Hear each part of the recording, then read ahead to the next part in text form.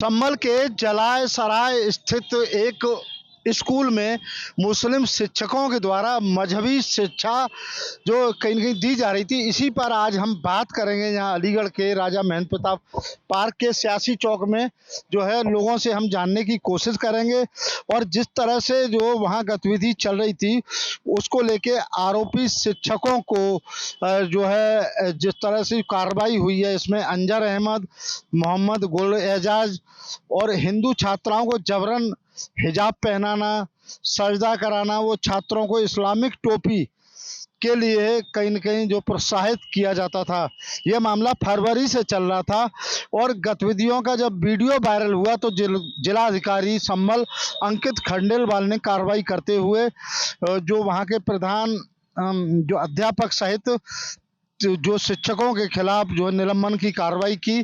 कितना आप इसको जायज़ मानते हैं कि जिस तरह से वहाँ हिजाब पहनाना, मुस्लिम शिक्षा को जो प्रोत्साहित करना, क्या कहेंगे? देखिए, ये एक बहुत बुरा कृत्य है और ये जो करने की कोशिश करते हैं, ये सब लव जिहाद, लैंड जिहाद, इनका काम ही यही है।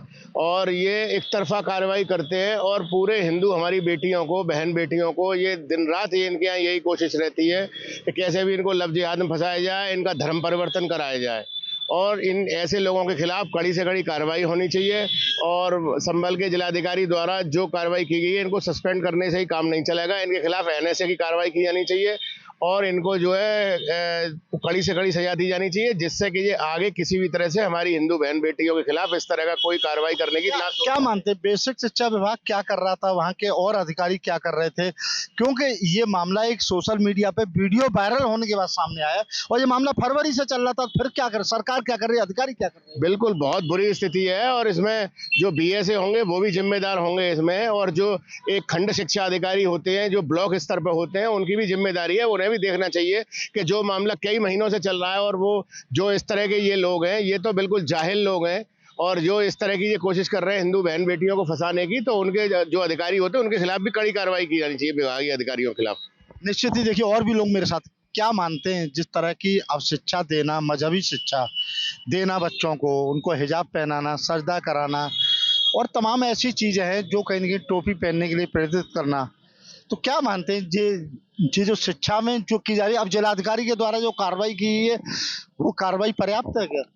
देखिए, पहले तो संभल में जालम सराय में जो घटना हुई है ये निंदनीय है, बहुत ही निंदनीय है।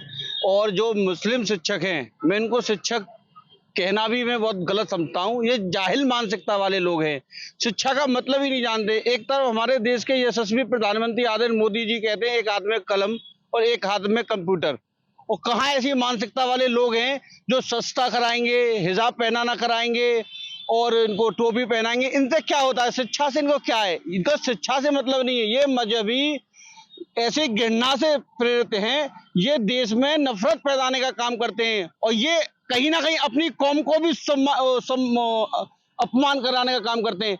इनको क्या है, इनका क्या मतलब है? एक शिक्षक हो गए ये ऐसी घटना है।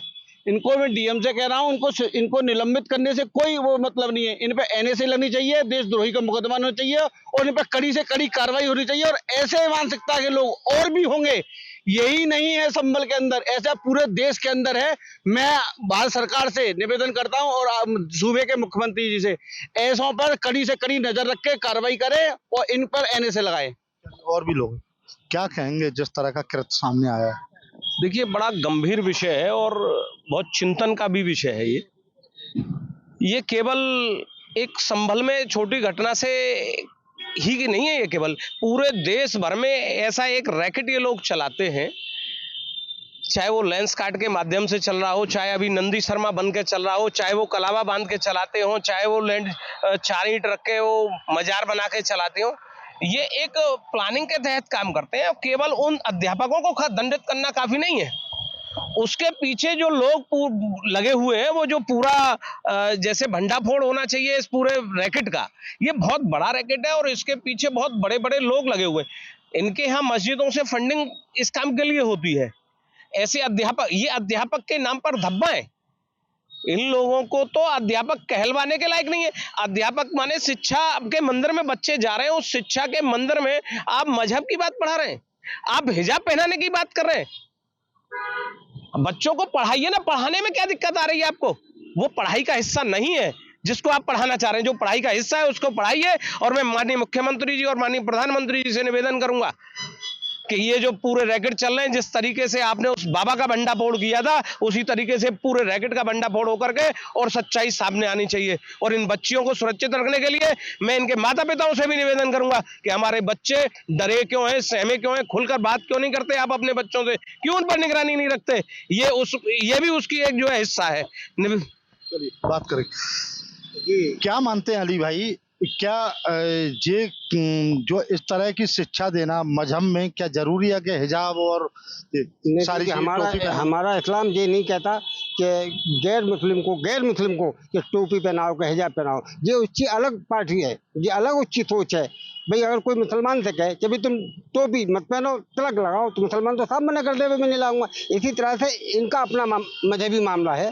कोई भी इसमें बीएलओ भी होंगे, सबको पता होगा, जितने भी ऑफिसर हैं, जांच करके इन पर कार्रवाई की जाए। केवल इसकी इजाजत देता है कि आप क्या मानते हैं कि जिस तरह की शिक्षा देना? नहीं, ये शिक्षा गलत है। आप जबरदस्ती नहीं कर सकते किसी के साथ में भी। भाई महिला मतलब पहनेगी, मुस्लिम है तो पहनेगी, हिंदू जो पहनेगा भी टोपी जो लगाएगा मुसलमान, हिंदू मुसलमान लगाएगा टोपी।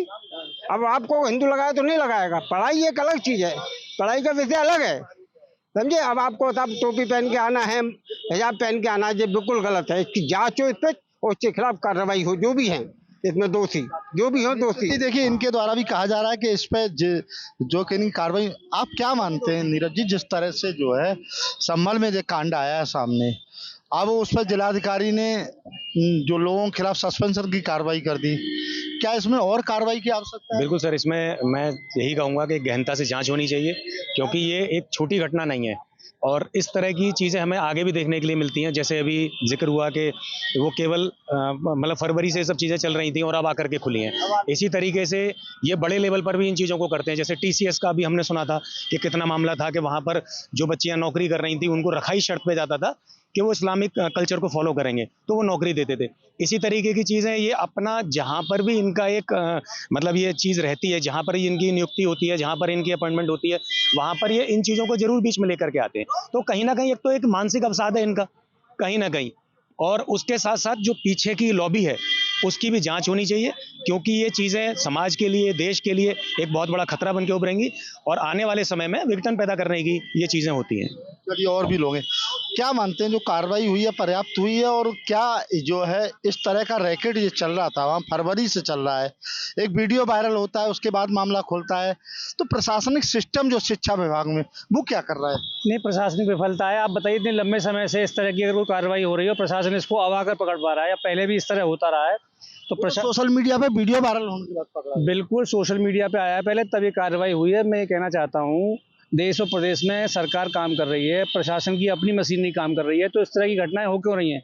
सामाजिक सद्भाव भरोसे के लिए और सबको बराबरी का जीवन देने के लिए जरूरी है कि इसकी निष्पक्ष जांच होनी चाहिए और जांच में जो भी दोषी पाया जाए, कोई व्यक्ति हो, उस पर कार्रवाई होनी चाहिए।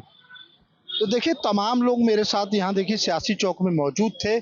लोगों का कहना था कि ये केवल जो है इनके निलंबन की कार्रवाई पर्याप्त नहीं बल्कि बर्खास्त भी होना चाहिए और इनके खिलाफ सख्त कड़ी से कड़ी कार्रवाई के लिए मुकदमा लिखा जाना चाहिए। तमाम लोगों ने कहा कि उत्तर प्रदेश के मुख्यमंत्री और देश के प्रधानमंत्री से हम मांग करते हैं कि इस तरह के जो लोग रैकेट चला रहे हैं उनके खिलाफ और सख्त कार्रवाई करने की आवश्यकता है। अब से डीडी फ्री डिश की चैनल नंबर 57 पर देखिए न्यूज नेशन।